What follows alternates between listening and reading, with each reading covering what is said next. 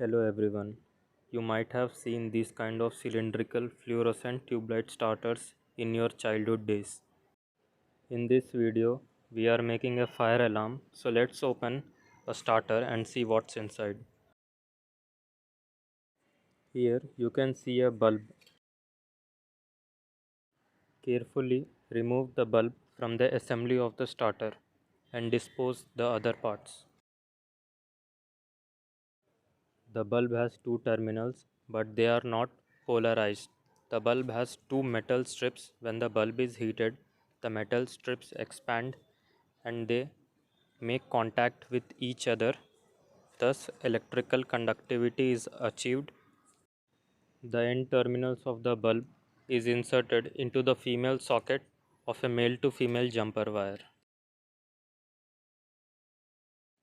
Other side of the jumper wire has male header pins which is inserted into the breadboard side by side. Remember I said you, the bulb does not have any kind of polarity.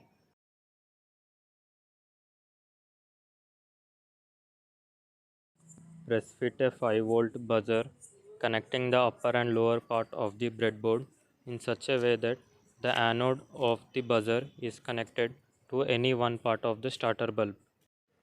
Connect the anode of the LED to the leftover cathode terminal of the buzzer in series. I am using a 5-volt power supply. Connect the negative terminal of the power supply to cathode of the LED and the positive terminal of the power supply will be connected to the other end of the starter bulb. It is recommended to use 7-volt power supply. The bulb acts like a heat switch. When it is heated, it acts like a closed switch.